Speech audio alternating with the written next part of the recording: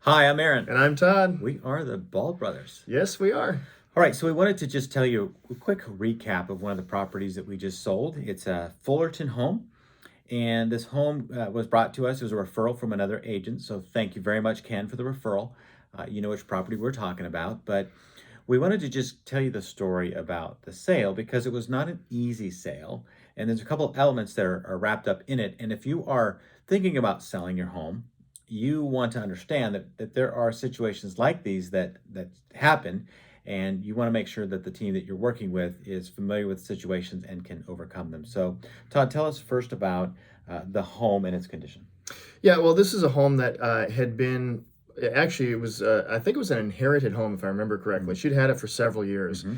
and it was not in the greatest condition. It wasn't abhorrent, but it had not been updated in decades.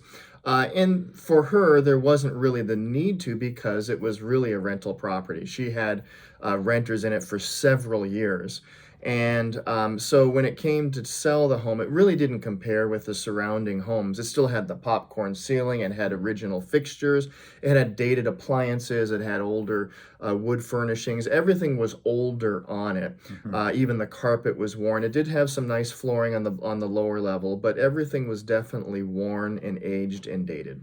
Yeah, so obviously a seller like that doesn't have the resources nor the desire, more Yeah, the desire. yeah. Resources are there, but the desire to upgrade the home or the ability with tenants, right? The tenant was in the property, and so the ability to go in and refresh it all was not an option for her. Yeah, and added to this particular scenario is the tenants were paying way below market value for the Hmm. home Hmm. for many years. Which we find, right? We Which is find, very yeah. normal for a landlord who likes their tenant, loves their tenant, has been involved with them for many years. They often have under market rents, which, in return, then the property is not up to standards Yeah, when it comes to that's right. current luxuries. Hmm.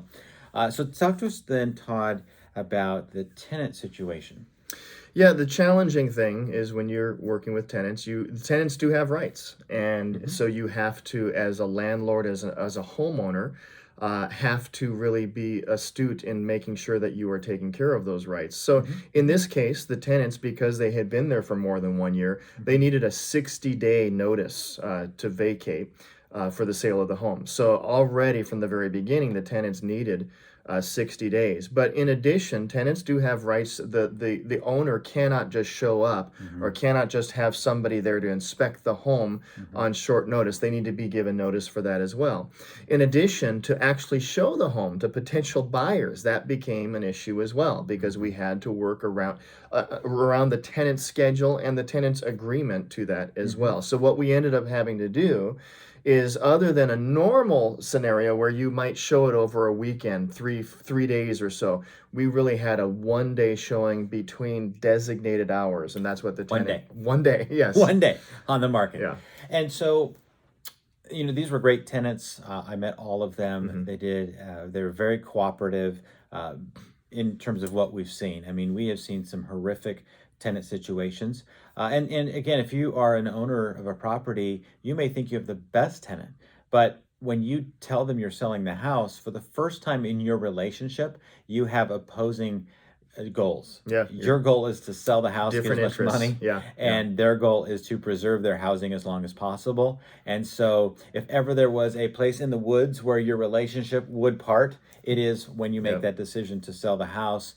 And so, the strategy that we use is always to try to minimize the headache and the hassle, and also to protect the privacy and security of the tenants. And so, that was very important part of this one. hmm, With that 1 day showing, I was there all day, and realtors came in and out. I was able to monitor the property and to make sure that everything was good. We had different people in the property at different times, and so we were able to monitor each party that went through. So hmm, we ended up having a line out the door on yeah, that 1 day. It was pretty crazy.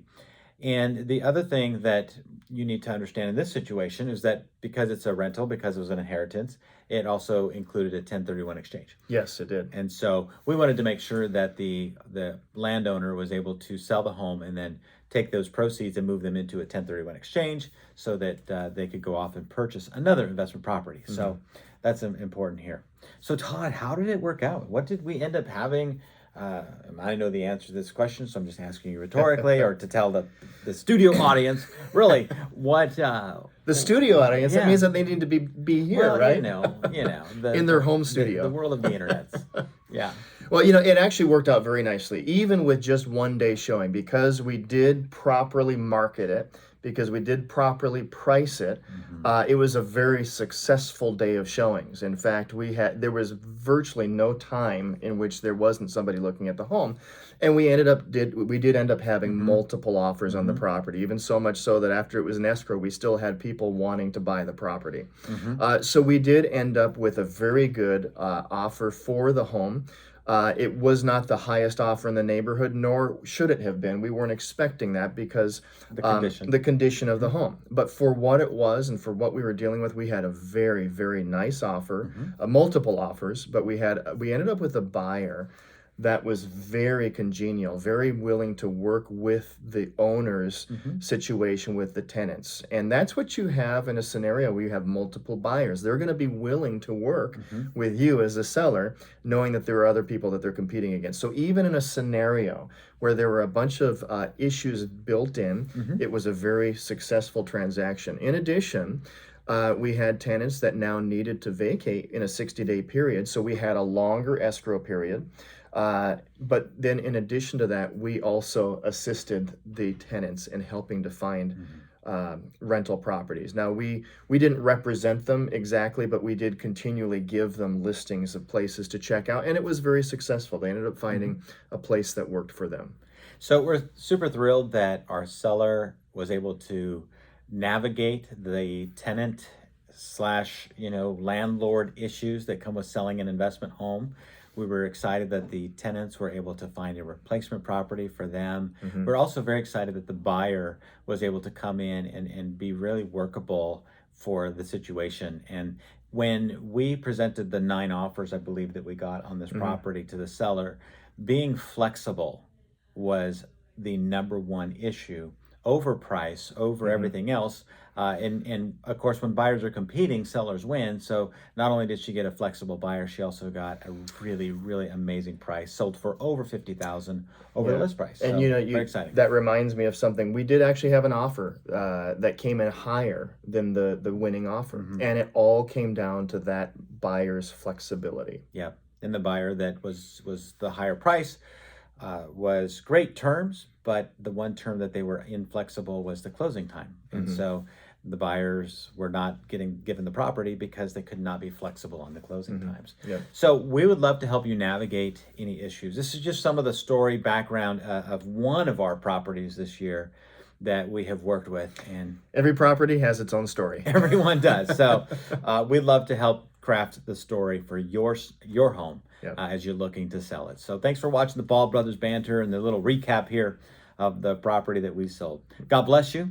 If you're looking at selling a property, we would love to help you, because why? We are the Ball Brothers, and we sell homes. Yes, we do. God bless. We'll talk to you soon.